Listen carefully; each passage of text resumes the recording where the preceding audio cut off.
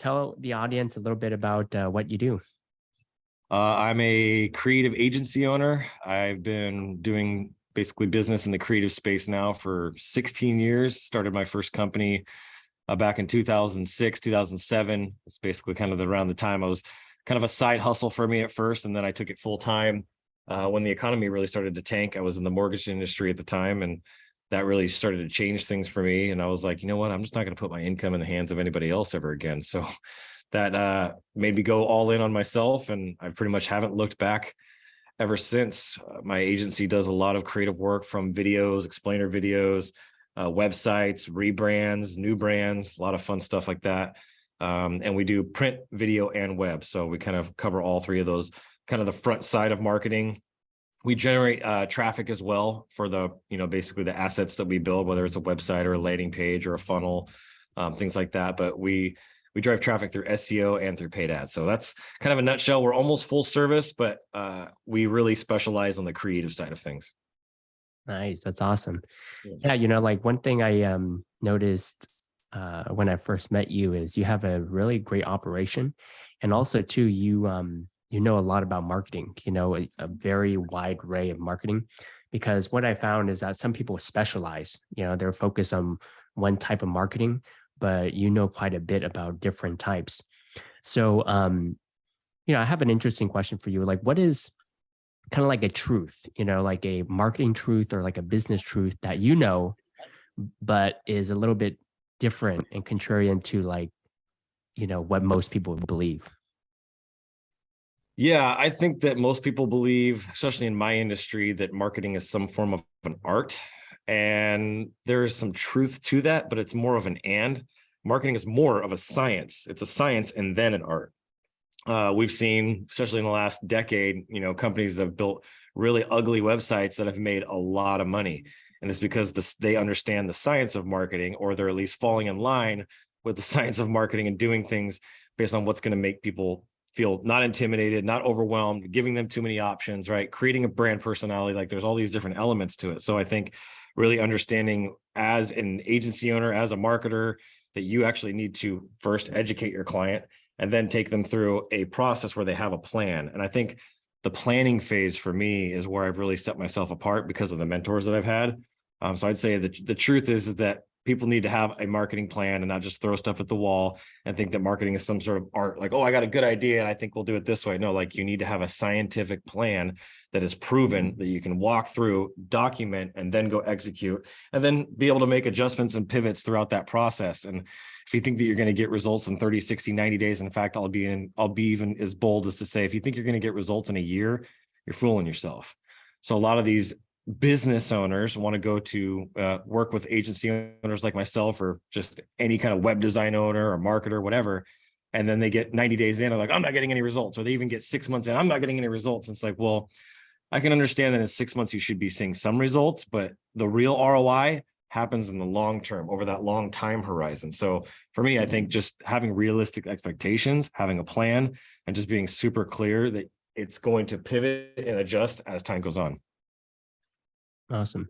So do you think that's true for all marketing, that it takes a year, or do you think there are some things that will take sooner? For example, like lead generation, right? You hear a lot of these lead gen companies. I get pitched, from lead gen companies every day, and they're usually talking about like, hey, we'll get you results guaranteed within 30 days. We'll generate you X number of leads, and if we don't, we'll give you your money back. So do you think that there's some types of marketing where it's going to be faster, like lead generation, or do you think what are your thoughts on that? So I actually had a client conversation the other day with somebody, and they were telling me the same, very similar situation. Like, oh, they're telling me they can do this and get leads going in really quick, and they're going to do it on performance. They're going to do this. What companies like that are doing is they found a tactic, right? You found one tactic that works. It's a proven tactic, which is great. But as the market changes and market shifts, if you're building your business on one single tactic, that's not really a plan. That's an easy strategy. So you have to be able to actually develop a plan that, okay, you're going to take that traffic and now you're going to actually funnel that traffic over to, like, taking them from LinkedIn and funnel them to an email list, or to a Facebook group, or to a circle community, or to a networking event, or whatever that is. It's how it's not just the one tactic and transaction that you're doing to get that initial lead and drive that result. It's what are you doing on the back end of that deal long-term? Because you know this, 97% of people aren't ready to buy right now. And whether they're going to buy in a month, a week, a year, or 2 years, right? My sales cycle from the person that sees me for the first time to the time they buy, I've calculated this as yearly, roughly 1.5 to 2 years. Mm. So if I'm depending on just LinkedIn for that, I don't really have a cohesive, like full-blown strategy. I'm just kind of relying on one tactic, and it's just, you're just playing a numbers game at that point. So I like to kind of take a bigger, broader approach of like, what does the full ecosystem look like, so that if this goes down, I'm not losing a ton of business. Mm-hmm. Absolutely. So on that note, like I would say that's a mistake, that people make, like not having a plan and being very short-term minded, once it Right. comes to marketing, only wanting like, what is the strategy? Tell me the secret strategy instead of building a robust, like holistic approach. So what other mistakes do you see like business owners make once it comes to marketing besides some of those? So the first mistake I see is the plan. The second mistake I see is unrealistic expectations about acquiring clients. Like if you don't have a plan, then the chances are you don't really understand what your customer acquisition cost is. If you don't understand what your customer acquisition cost is, how can you continue to scale and grow and build more customers? The lifetime value of those customers, like so many people don't have the real data within their business to actually scale their marketing. So they just kind of up and down. They hire somebody and it doesn't work, and then they go away and they try it again, and then they blame the marketing companies, right? But if you have that system on the back end where you know how much your average customer is, what is the life cycle of them going from initial contact to sale, and you have all those data, now you can actually take something and make it scalable. So that's what I see a lot of business owners make that mistake. They just don't write it out long enough. And then the other one is watering down other people's stuff. So like you'll see another marketing company like, oh, I like their stuff. And then you'll kind of take some of their content, or you'll be like, oh, I'm going to use some of their stuff, rather than building it from your foundation. You're kind of watering down their foundation. And because I know that 99% of people don't actually have a marketing plan, and they're just throwing stuff at the wall and hoping that it sticks, their stuff sucks. So what happens when you go and take your competitor stuff just because you think it's cool and appeals to you? That doesn't mean that other people are thinking the same way, or that you're getting results from that. So for me, I want to make sure that I'm getting results, and I want to base that off of who I am, what my heart is, what my purpose is, what my mission is, and build everything off of that. That cannot be replicated, right? It can be imitated, but not replicated. So for me, I want to make sure that every single website, every single marketing campaign, every single ad, every single video that I do is all in line with my brand, my vision, my dreams, my values. Yeah, 100%. And, it kind of, while you're talking, kind of like reminded me of college. I was back in college, I was going to Sac State, and I was taking some psychology classes. Yeah. And one of the psychology classes, the researchers did a study. I can't remember the specific study, but essentially in a nutshell, it's like, okay, with adults, like, do you want one piece of candy today, or do you want like 2 or 3 the next day? Right. And a lot of people opted in for today. Yep. And it kind of like, even though it's adults, even though these are like grown people, they're still so short-term minded. And I think it's no different for business owners as well. It's like people are focused on the short term, and sometimes they neglect the long-term thinking. And so, especially now, with all these convenience sort of apps like Instacart, like Uber, it's not really helping. It's like, I want things now. I want things fast, instead of, understanding patience and that things take time, That's right. That's exactly right. Yeah. Got to think over the time horizon, long term, not the short term thinking. Those things will work and get you some results, but where the real results are, it's like the iceberg. Like, okay, you can get some results there, but the real value is below the surface there, and all that extra work that you got to do on the back end to create that actual plan. Mm-hmm. Yeah, 100%. Now, do you think, what are your thoughts on that though? It's like, do you think society will get to the point where, like, do you feel like we've been always like short-term minded, and like, how can we kind of get society to be a little bit more patient and understanding, and like, understand the long-term thinking instead of the short term? Or do you think it's just human nature for us to just focus on a short term? There's nothing we can do about it, and like the people that are long-term focused will end up winning? The book that I read, and let me just pull it up here, I have it in my library, talks about this exact same thing. Was over that time horizon and thinking about the long term, how people want that instant gratification. Where's it at here? So ego is the enemy. It was such a good book, and I wanted to be able to bring that up. I think it was in Secrets of the Millionaire Mind. But essentially, I think we live in an age where our country is the type of country where we're the eternal optimists. And we think that everything is going to be more, that everything's going to get better, everything, where other countries have kind of the opposite thinking. They're the pessimists and they're the eternal pessimists. And so it broke it into 4 categories. And I thought it was a really powerful book. I think it was Elon Musk that recommended it. I'll have to get you that title, and it breaks it down as like, in the United States here, I think that it's going to become more and more like that instant gratification. All right, now, like, I don't want to get in a plane to go visit my mom. I'll just put a VR Quest on my head and it'll be so realistic for her and for I, and we'll just call it good with that. And we'll just see each other digitally in the virtual reality. You know what I mean? So I do see it going more that direction of that instant gratification. That's why I'm building tools within my agency and within my Instagraphics brand, where we're going to have AI, the virtual reality stuff, like all that stuff is planned, because people want, like, if you could just step into my office with me right now and you needed a new website and we could design and build this thing together and you didn't have to wait a week, 2 weeks, a month, you'd pay a premium price to have that instant gratification right now. A lot of people would, right? Mm-hmm. I can charge, and this is not like if I did this, I have done this for years. I can have somebody walk into my office. In fact, the sign on the side of my building here used to say $1,000 for a same-day website. I would give people a 2 to 3 page, just super basic, basically brochure site for $1,000, and that would take me 3 to 4 hours. They were paying for that instant gratification, for the connection, to learn, to see their website. They didn't have a website when they walked in, and now they have a website, right? They're paying for that end result. And I could charge $1,000 and make over $250, $300 an hour for that amount of time, versus most web designers are charging half that, if not less, right? So that instant gratification I see is going to be more and more of a part of our daily life, for sure. Right. 100%. Yeah. Awesome. So that being said, like, what are some like marketing trends, that you foresee? I know that you just mentioned VR and AR, but what are some like marketing trends, marketing strategies that you see will work in the future, maybe even right now, in your opinion?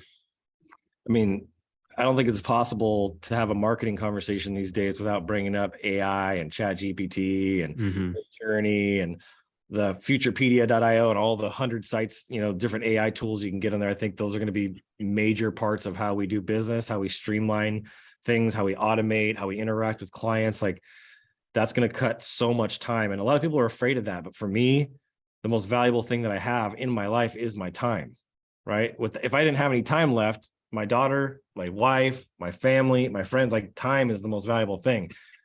I heard Brad Lee talking this morning on a podcast about, like, if somebody offered you $10 million, but you couldn't wake up tomorrow, you wouldn't take it. So that means when you wake up in the morning, you should feel like, man, my morning is worth more than $10 million.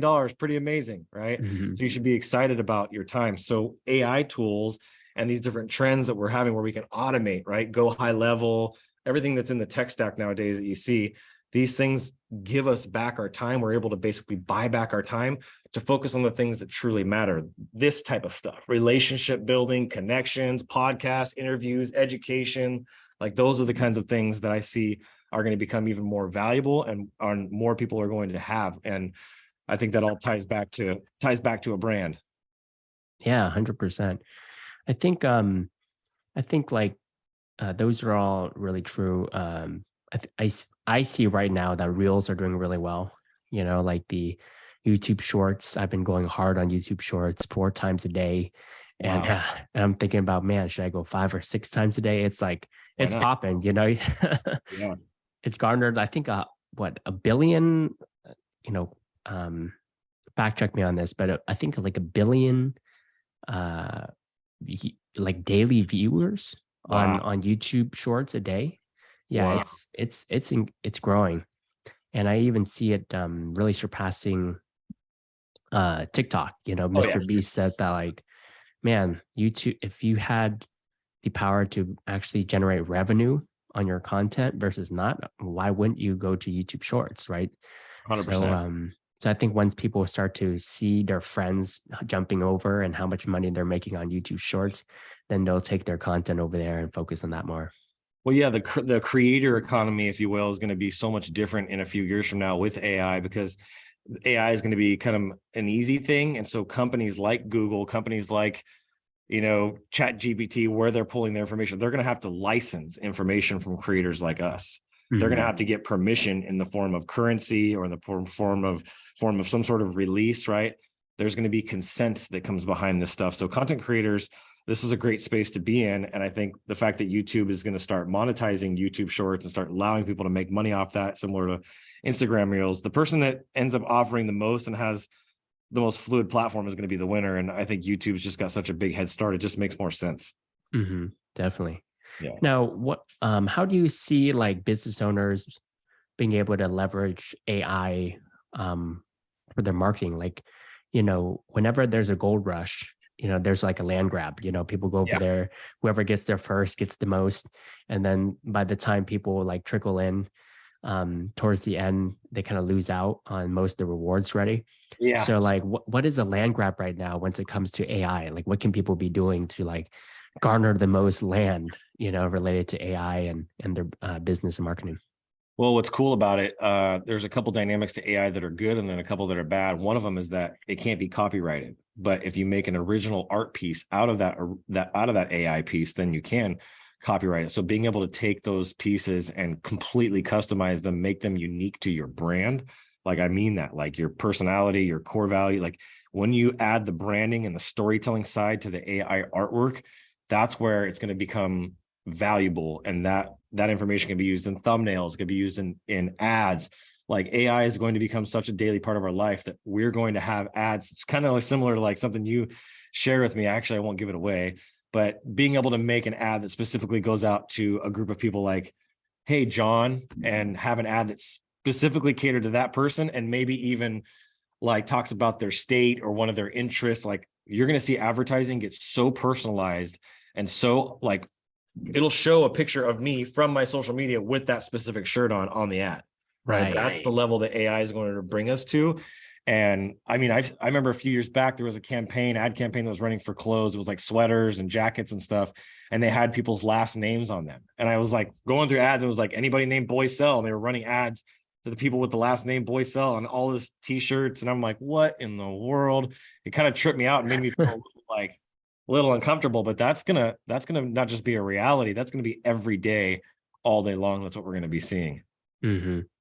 Yeah, you're definitely right about that. It's like personalization is huge. If you can figure out a way to personalize and make it feel like you're talking exactly to that person. Well, I'm writing an article right now for Digital Marketer that's literally talking about how you're going to take an image, a reference image, like, Midjourney can take a reference, put that into the system, right? So if I use somebody's photo, that it scrapes somebody's photo off of their Facebook page, puts it into Midjourney, and then recreates an image based on the art on the shirt or the clothing or the device or the gadget, whatever I'm buying, and puts that in my hand or on me or whatever, and then shows me an ad with that. I'm gonna be like, dude, that hat is dope. I need to get that hat. That's freaking sweet, right? Wow.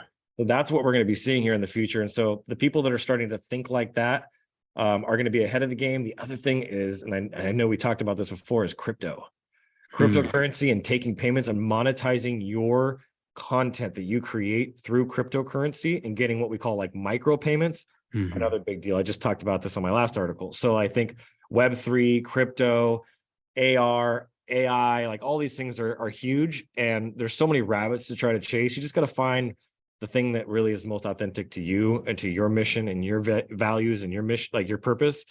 And that's kind of what I'm just doing. Is I love art, I love design. I'm going to take my background in social impact. I want to take my passion for art and design and use AI as a tool, one of the many tools in my belt, combine those and say, hey, how can I reach more people? How can I make a bigger impact with these new tools, and buy back my time so I can spend my time planning and strategizing and doing more, connecting with more relationships so I can make the impact I'm trying to make. Yeah, 100%. I think that's on the money, like figuring out what you're going to enjoy doing out of all the different types of things out there. That's why I'm going so hard on podcasts, because number one, I like one-on-one conversations with people rather than a group setting. If it's a group setting, I'm usually quiet and just listening, and if it's just one-on-one, I enjoy the banter and the back and forth. And also having like discussions with people, not on just like one thing, but like, you can take the conversation in so many different ways. And sometimes people share ideas or opinions that I might not agree with. And so instead of just like fighting with you, it's like, hey, let's have a conversation about it, and let's discuss these ideas. And hopefully it can show people that, especially in this climate, that like even though we disagree, we can still like each other and be friends at the end and respect each other. That is one of the missing pieces in our world that is just, as far as society goes, is just crumbling. Is the left and the right and this polarization, and just the world that we're living in is like, just goes back to that love thy neighbor, man. If I got to love you the same way I love myself, and most people don't even love themselves well enough to be able to love other people real, so I think what we're seeing now is the pain that people are really feeling inside themselves. I'm not lashing out at you. I'm not lashing out at all these other people. What I'd be lashing out at is myself. I'm seeing a reflection of something I don't like in myself. And when you acknowledge that and you realize that whatever it's bringing up for you and it's making you mad and wanting you to right back, that's something that you got to work on. That's something you need to identify, because, man, it's going to affect your business. And 90% of your business problems are your personal problems. So if you're not thinking about that and you're getting emotional or you're trolling or, doing that kind of stuff, it's like, that's a fruitless activity. Mm-hmm. Yeah, empathy is so huge, like this is what we're talking about, empathy. And I think once it comes to empathy, it's so easy not to be empathetic through like a screen. Like if you're, kind of going back and forth with someone on Twitter. Yeah. But if you're in person with them, it's like you're not going to say some of the things that you would say on Twitter, because it's like, there's more of a human connection there because you're with them. And B, it's like if they're bigger than you, they can knock you out. Like what you say, Yeah. So well, like you see that they're a person, right? You see right. that they actually have feelings, emotions, families, brothers, sisters, wives, and who knows what they have going on in their world. Like everything I post on social media isn't the coolest. I post some insensitive stuff sometimes, but that's just how I felt in that moment. And if somebody's going to get pissed and think that that's who I am because of one thing that I post, that's on them, man. Right. I'm really not worried about it. 100%. And I wonder, with the world becoming more virtual and us, going into the AR and VR world, if there's going to be even less empathy. And I really hope not. Yeah, I agree. We need more empathy. That's honestly, I went through a really hard season last year, and through that hard season, I read a book that was all about abuse, and it's a really deeply impactful book. And a lack of empathy, and especially in men, is a cause for a lot of the problems in the world, a lot of the division between men and women, and a lot of the inequalities, and like a lack of empathy on men's side. It's time for us to step up and take accountability for that. And just because we were taught a certain way, or because our parents did it a certain way, or our grandfather did it a certain way, and he was awesome or cool, doesn't mean that's the way we need to do it. So I think that we have an opportunity to evolve our mindset and our thinking, and empathy is a superpower. Mm-hmm. How do you think people can build empathy? I think listening instead of just talking. I think actually meeting somebody where they're at and showing up for other people. I think a lot of people are, what's in it for me? What's in it for me? What's in it for me? Just shifting from that taker mindset to a giver mindset, and just being able to just listen and hear. And then, in order to empathize, you have to understand. In order to understand, you have to ask great questions, right? And so just learning how to ask people better questions, and not questions from a place of judgment, but questions from a place of understanding, and being able to be like, hey, I hear what you said, but I don't know if I fully understand where you're coming from. Like, why is it that you feel this way? Or what do you think caused you to believe this? Or why do you think, I believe this? Why do you think that we have different views? And just being able to ask questions to people and engaging in that dialogue, I think, is really powerful. And then, when you take away the judgment and the ego, empathy all of a sudden starts to show up in weird ways. Mm-hmm.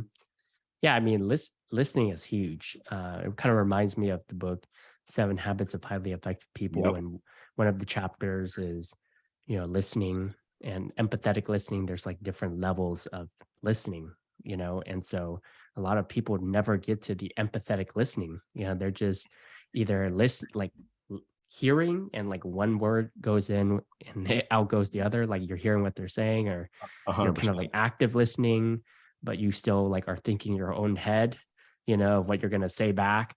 but like empathetic listening is a whole nother level that a lot of people don't get to, which is just really listening to them and not thinking anything, just feeling what they're feeling. So I think that's huge. I really think that volunteering is such an underrated thing. Like I once you volunteer, it's kind of hard to not to feel good afterwards. Yeah. Like you just feel good afterwards.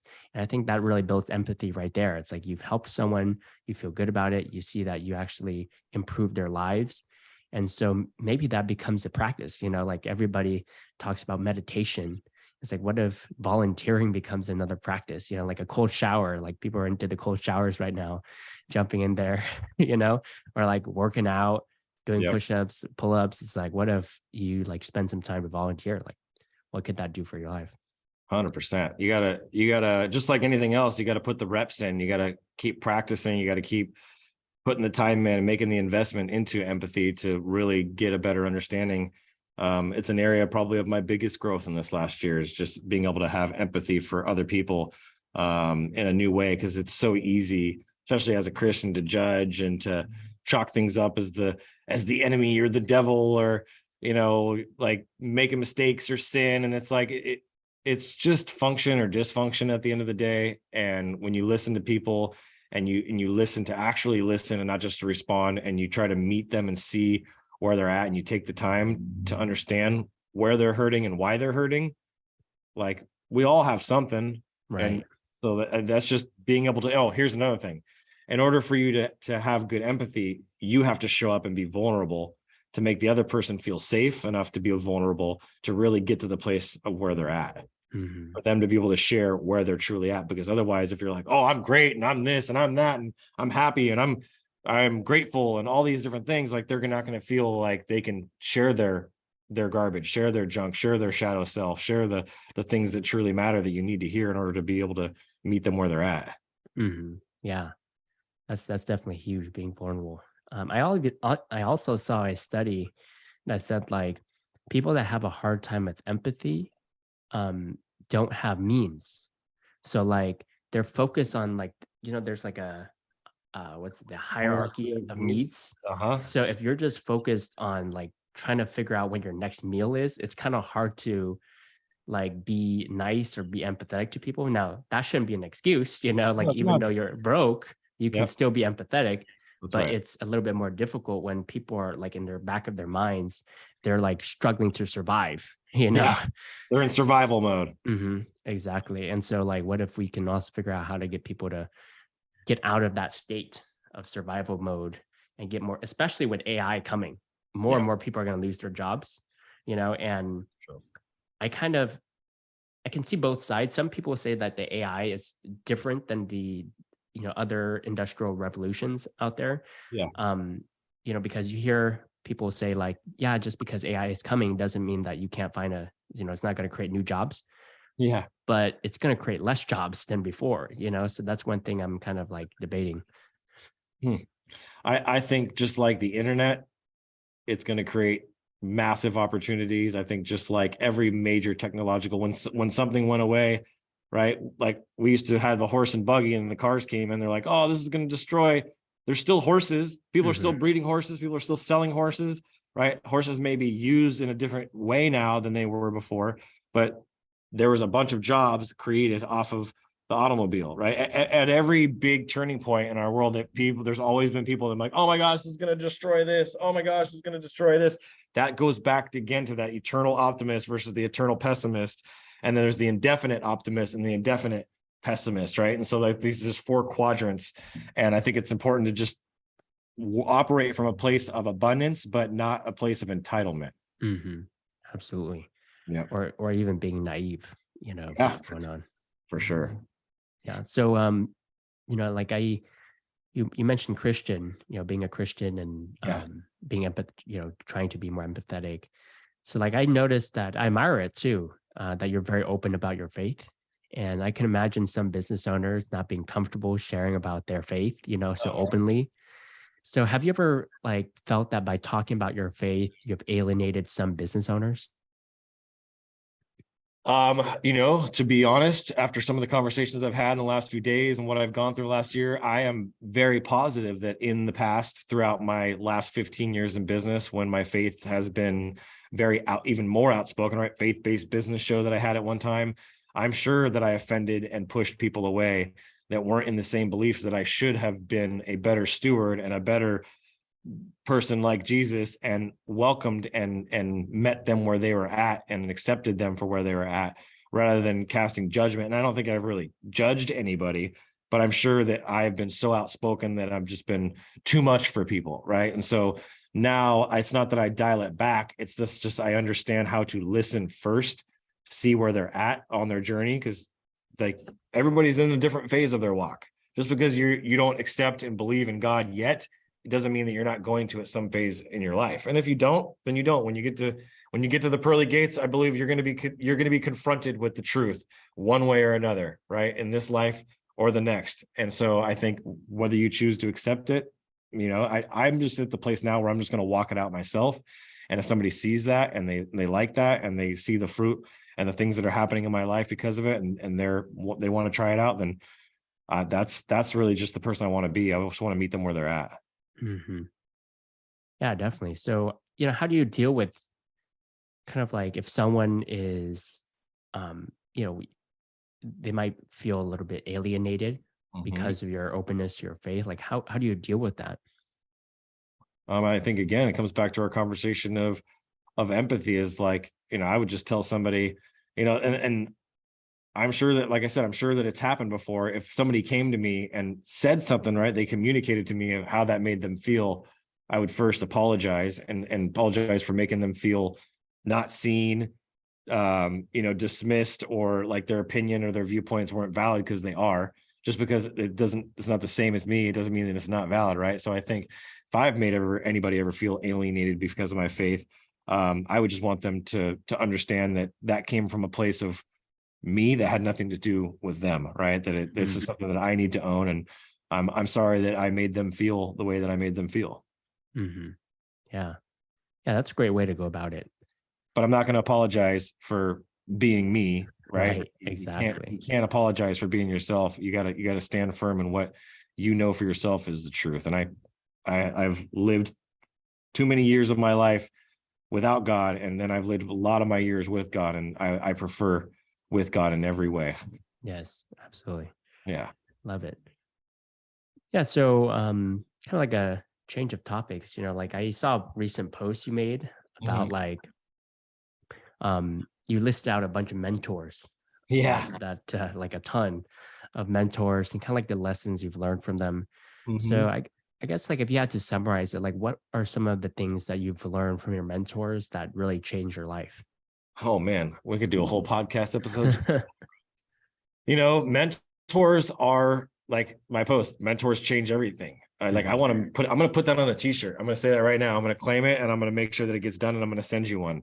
Mentors change everything. I think there's a reality to my situation that if I hadn't have found the mentors that I had, and God hadn't put them in my life, I could have been on a very different path today. Would I would have been an entrepreneur? Probably, but probably would have been doing something totally different that wasn't in my true alignment with who I am and what I want to do. So, I've had mentors that have taught me how to get on stage and speak. I hired a book mentor. I've hired fitness mentors. One of my current ones right now, Mickey. I've hired spiritual mentors that have come in and helped me in different ways. Former pastors that counseled me on my marriage. Anybody that's going to come into your life that's an expert that you would switch places with in that specific area of your life, I would consider to be a mentor. If I would, like, one of my first mentors, Larry, at the time when I was 17 years old, I was working a 9-to-5 job, making horrible money, doing nightlife stuff on the side. And I started designing flyers for him. He had a consistent job working as a gang task force in the prisons for Folsom Prison. He owned a bar nightclub that I was doing the nightlife events for. He was well connected. He just had everything in his life. Great car, great home, multiple homes. Just, he had this success in his life that I wanted. And I was like, wow. And all the people around him in his life were the same way. And I'm like my dad said, hang out with 6 millionaires, you become the seventh. I'm like, well, I'm just going to hang out with these guys. and see where this goes. And this is where it goes, where I'm at today, right? So I have mentors in almost every area of my life, spiritual, physical, emotional, my health, my wealth, my relationships, like in every area. And I think it's important to have not just one in some areas, but sometimes you need two or more. Like Michael Jordan, when he was playing basketball, he had 4 mentors, 4 coaches that he worked with during the time he was playing basketball, just for his, he probably had one for his shot, for his free throws, or one for his, you know what I mean? He probably had one in different areas of playing the game. And it's like, if you want to be the best at what you do, you need to find experts that have figured it out, right? That have the knowledge that you need. You need to go acquire that as quickly as possible. A mentor is like a shortcut. People are always looking for shortcuts and secrets to success. That's the secret, is get a mentor or hire a mentor or hire a coach. That's the shortcut, is by getting those people that have already figured it out. They have the knowledge that you need, and you can acquire that for money, for time, for however you acquire it. It's up to you, but just by giving, things like that. So that's it for me. I think mentorship is a game changer, and it's something that I want to now do for as many humans as I possibly can. My goal is 1 million. I want to mentor 1 million people, not all obviously directly, but indirectly and directly. I want to mentor 1 million people and be able to give them, like, especially at-risk youth, give them 1 million computers with my mentorship programs on those computers that they can go and really build a future on. Wow. That's awesome. Yeah. I love that sort of, I love that you're wanting to make that sort of positive impact. So like if someone is getting started and they're looking for mentors, they're like, they hear you and they're like, yeah, I want to get a mentor now, Adrian. How can they go about that? Where can they find mentors? Like, how have you gone about it? I love this question. I think it's really important because there is this level of entitlement in our society, and this like, well, this person should want to help me and they're successful and they have money, so it's not a big deal to them, right? Like, it's still got to be a win-win situation for both people. I could be a millionaire or a billionaire right now, but if somebody's going to come in and waste my time, like I said, that's my most valuable thing. It doesn't matter how much money I have. It's the time that I have. And so if you're going to take my time, then you need to come to me with a specific goal. Like, hey, this is what I'm trying to accomplish, and I'm trying to do it in this amount of time. These are some of the challenges that I'm facing. This is really what I need. Can you, or do somebody are they willing to help me? Are they willing to support me in this? I don't have a lot of money. And just being, again, using that vulnerability, that superpower, I don't have a lot of money, or I'm limited on funds, or I don't have a lot of time, and just being real about your situation. Let them make a decision from an honest, educated standpoint. And if they say yes, then accept the gift. A lot of people have a hard time receiving. It's like they're okay with giving. Oh, I'm going to give my family this. I'm going to give my friend this. I'm going to give this homeless person this. But then when it comes time to receive, they're horrible receivers. And so have your stuff together. And then when you do get very clear on what it is that you want first, then you go and you approach them with what you know and what you need. And then from there, take it seriously and actually do what they say. Don't just like listen to it and take the time. You're like, cool. And then just keep doing the same stuff. Like, actually apply it and integrate it into your business or into your life. Right. Yeah, that's great advice. Having something that will, like, a clear vision of what you want, sharing it with them so that way you can save time, because they're very busy. It's not my job to try to figure your life out for you. Right. Exactly. Like, You're figure not a your stuff counselor. out and go to a counselor, go to a therapist, work more jobs, meet more people, help more people, like discover who you are and what breaks your heart in the world and what matters to you, what makes you get up out of bed and go to the gym. Like, figure yourself out before you go take up somebody else's really precious and valuable time. It's not their job to figure you out for you. 100%. Yeah. Love that. So what kind of what for those people too, like, what does a mentorship relationship look like? There's so many different, I guess, ways, like relationships. Some people are like, hey, every week we'll meet at this time. And some people, it's like, you talk to them once in a while whenever you have a question. So like, what does a good mentorship relationship look like? There's so many dynamics. That'd be like, what does a good website look like? Right? It's like impossible to really give a one size answer. But what I can tell you is that you have to fit into somebody's values and schedule. They need to be able to make the time. Both people need to be able to make the time for each other and make that commitment and hold each other accountable for the things that they said they're going to do. I think that's a really important piece to it. But most people lack in that integrating part. That's where a lot of people struggle, is like they can get the information, but then how do I apply that? And so if you're going to have a mentor, you need to make sure that they're available to walk you through the steps, one step at a time. And they're actually like qualified. Like I said, you want to be able to switch, like be willing to switch places with them. Like if I wouldn't change places with somebody, I wouldn't ask them to be my mentor, right? If they don't have fruit in their life, like there's people that are extremely successful in business, but lack significantly in their personal life that I would never ask to be my mentor in business and personal in any area of my life, right? So just because they're good in one area doesn't mean they're good to be your mentor. And so I think you really need to look at them as a whole, as a person, and then tell them honestly and realistically, these are my expectations. Is this something that you can do? And if they say yes, they're making agreement with you, then you need to hold them accountable for those things. And if they don't show up for you, this is where your communication skills need to come in. And say, hey, look, when we first started, this was my expectation. I appreciate that you said yes and that you're giving me your absolute best. If I need to compensate you for your time, please communicate with me. Please just let me know. Or if we need to adjust things, please let me know, right? And just being able to have that effective communication, which most people are afraid of confrontation and afraid to go to somebody that's higher up or more experienced or has more success than them, right? They're intimidated. That is not going to help you win. That's a scarcity mentality. You're operating out of fear. So operate out of love and honor that person, their time, their talents, their gifts. Love yourself, your time, your talents, your gifts, and then just be a giver, man. Make it a two-way street where it's like, hey, how can I be here for you? I thank you so much for everything you've done for me. Oh, you need a flyer. Oh, you need a design. Oh, you need a website. Oh, you need a referral, right? Oh, you just need a friend. A lot of these mentors, like it's lonely at the top, man. Like, Oh yeah. when you get to the top, there's not a lot of people that understand the game of business and the game of life the way these people do. Like they've figured out the secrets and the things that society's used to keep us down, and they've broken those things off of their life. So the last thing they want to do is be around more people that are going to bring them back into that type of thinking. So just make sure that you're understanding of their situation and where they're at, and you don't try to get them to come meet you where you're at, on certain levels. Right. Yeah, I think that's huge. Being able, it's almost like a dance, it's like, Yes. how can it benefit both parties and how can you kind of work in tandem with them? So 100%. love that advice. So, I'm sure there's a ton of business gurus out there, like mega gurus. You got like Elon Musk, you got Mark Cuban, you got Grant Cardone, Gary Vee, like Hormozy, and there's like so many different um entrepreneurial gurus out there. So in Mhm. your opinion, like who do you admire most? Like what's your list of people that you really, really admire up there? Like the mega gurus and why? Super cool. So I've had the blessing of being a part of a lot of different groups. Arete Syndicate, which is led by Ed Milet and Andy Frisella. Ed Milet is one of the coolest dudes, just one of the most badass dudes on the planet, like just period.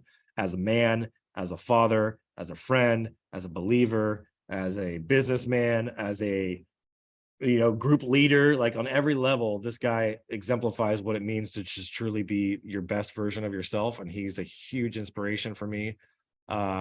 It's not about like fitness and vanity and looking like a tough guy. Like he's just a stinky sheep like everybody else. And he has so much humility. And those are the people that I look up to. Or those are the kinds of people that I look up to. Another one is Tom Bilyeu. Guy is extremely humble, extremely smart, extremely giving. Worked with him on multiple occasions, and he's just a really, really talented, really great human being. Really love him. Jeff Hoffman from Priceline.com. I mentioned him on my post. Just extraordinary guy. Just heart of a giant. And then my mentors, my main ones that I've mentioned before, like Larry, my boy Larry Ellis. He's just a titan as well, like literally almost the size of a titan. He's like 6'6", 300-pound dude, just a Wow. monster of a man, but just the biggest heart of anybody I've seen. And doesn't have billionaire status, or probably, I mean, I'm sure he's millionaire by now, but isn't on the billionaire status, but he lives such a great life. He walks it out every single day. I mean, this list for me, I could name probably 20 or 30 people. I mean, honestly, bro, like you're one of those people. You're a titan. I love the way you walk and how you act and how you treat people and the way you sell and the way you just interact with people, and watching you through the Happy Neighborhood Project stuff and how you show up. Just you're one of those really high level guys that in 5, 10, 15 years from now, you're going to be up there with the rest of us. Oh man, that means a lot, man. I really appreciate those kind words. There's not a lot of people out there that are willing to show up the way that you and I do. Thank you, man. Yeah, Yeah, that's really kind of you. Like that warms my heart. it's true. Yeah, that's a great list, of people. Um, I think having people that you can look up to and be more like is great. Of course, you definitely got to remember to be your own self and, being authentic to you, who you are, but it doesn't mean that you can't admire other people and kind of kind of Well, that's where find we the qualities, that's that you want in others.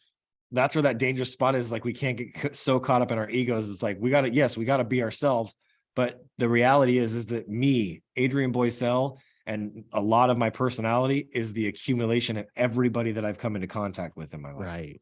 I am a Mhm. mesh. I'm a melting pot of all the different people that influenced me and impacted me. I have Larry and characteristics of how Larry is with his people. I have characteristics of my buddy John Hanna, who, just was a huge impression, gave me a lot of confidence just watching the way he did business and interacted with people.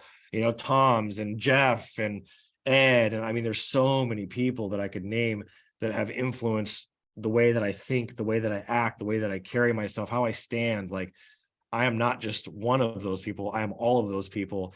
And that's the beautiful, like, artistic piece of life is there will never be another combination of all those people ever again, right? No one Mhm. will ever have all the people that I have. And then, like, my buddy Herb, like, such a unique and odd character, but deeply impactful to me. My buddy Jean Eves, like, just he's an attorney, brilliant guy that has a degree in human sexuality. Like, that little sprinkle of how he impacted me, like, all these combinations, like, makes my secret recipe, like, kind of like my ramen video, right? Like, Mhm. that there's a lot of beauty and art in finding people that resonate with you and taking the things that are caught, right, versus the things that they teach, the caught versus taught, and not being afraid to embody some of those characteristics of other people. And that will help you find, and, like, because you're going to chew up the meat and spit out the bones. You're not going to like Mhm. everything about that person. You don't need to copy that person 100%. Just find the things that align with you, and make them a part of yourself. There's nothing wrong with that. Yeah. Yeah, that's great advice, being able to understand like there's and that's kind of how I have approached sort of like my belief system is being able to take things from different um sort of philosophies that people have and then keeping out the things that I don't agree with and taking the things that I think that will really serve me and help. So I can definitely resonate with that. Yep. So, I noticed that you've been really getting into shape, like really focusing on your health and your fitness. So, Yeah. yeah, like what kind of inspired you to start focusing more on your health and your fitness, Adrian? Um, what's interesting is I have a 4-year-old daughter. She's absolutely beautiful. Her name is Sunny. I talk about her all the time, little Yep, redhead. I've seen her on posts. She's super cute. She's just the biggest personality, sings and dances and asks funny questions and deep questions, and will have full-blown conversations that you'd have with like an 18-year-old. I mean, it's just, actually, 18-year-olds have no sense typically. So I'd say like a 30-year-old, I'm like, I can't believe I'm having this conversation with a 4-year-old right now, right? And so, like, my relationship with my daughter is my number one priority in my life aside from God. And when she was born, she's kind of like shifted everything for me. It was like, I'm done kind of doing things the way that I've been doing with this thought process that I'm going to live forever and I could just do what I want when I want and focus on work and all the things. I just wasn't really living a life that had good rhythm to it. And from the time she was born until she was about 3, so about a year and a half ago, she's about 4.5 now. Time she was about 3, I completely neglected my health and my fitness, mostly fitness, on every level. I had changed the way that I ate. I ate a lot better than I did previous years. No, not really as much junk food, but I hadn't worked out in years, like 3 solid years. And I was just kind of at this place where I didn't realize how much of a difference it had made in me and how weak and small and like just low energy, and just like my zeal and excitement and vigor and passion and drive for life was like 10% of what it was in my 20s, especially in my early 20s. And I didn't even realize it. It's just like this very small, it's like the compound effect, right? The compound effect works in the opposite direction too, right? 1% worse per day. I got 1% worse per day for 3 years. And I didn't realize until I got to that point where I was like, it was like a wake up call. And I can't even tell you exactly what that was. I think it had something to do with my marriage or my relationship or something happened in my life.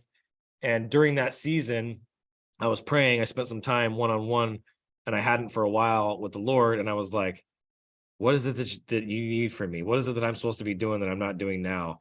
And he told me that he wanted me to transform my external person, like my figure, who I am. He wanted me to transform that to match who I am on the inside. The strength, the size, the warrior that I am in my heart and in the grit that I have and everything that I've been through. I needed to show that externally to people. And I don't think it's about vanity or ego. There's a different purpose and mission. And I'm not asking Lord what that is, but it gave me my life back. When I made agreement with that, I was like, okay, the Lord's telling me I need to do this and make this a priority. I'm going to do this. And so I started working out on my own. And then my business partner came to town last August, and I started working out with him and got into a rhythm, and I started eating protein shakes. And then I was like, it's time to take the next step. And I hired a fitness trainer and paid him for an entire year up front. Wow. Up front. And I knew that was going to be really helpful. And I went hard with him for about a month. And then I think I don't remember what happened. I think, my knee, I had a knee injury, and I kind of took 2 months off. And then I started to feel myself again going, like I'm just feeling like I'm not feeling that fire for life like I was. Like when I'm working out and I walk different, I talk different, like it's connected to my confidence in a big way. When I can knock out 100 push-ups, right, or 50 push-ups at a time, like I already feel like I won the day just doing that alone without even closing a single business deal or meeting a new person or having anything successful on the business side. Like just doing those push-ups every day just puts my mind in a completely different place and makes me feel strong and confident. So I got back on that again, and I send my trainer a green check every single day, and I try to get 3 a day. And majority of days, I'll keep it real. Like majority of days, I don't get 3 done. I get 1, sometimes 2, but I'm working up to that. It's progress over perfection, and making my health and my fitness a priority and transforming the way I look on the outside to match how I am on the inside. That's something that the Lord asked me to do, and how dare I not go after that and make that a priority in my life. Mm-hmm. Wow, that's amazing, man. I'm so happy for that growth in health and fitness and making that transformation. Yeah. You're totally right. It's like if you don't work out for one day, you don't notice it, and then that's kind of like your new norm, right? Your body adapted to that lower level of physical being. Yep. And then if you skip another day, it like adapts to that. And then it gets to the point where you like neglect it so much and you're not really noticing it. And then boom, something like catastrophic happens in your body to where it's like a wake up call. It's like, oh shoot, I shouldn't have been neglecting my health for this long.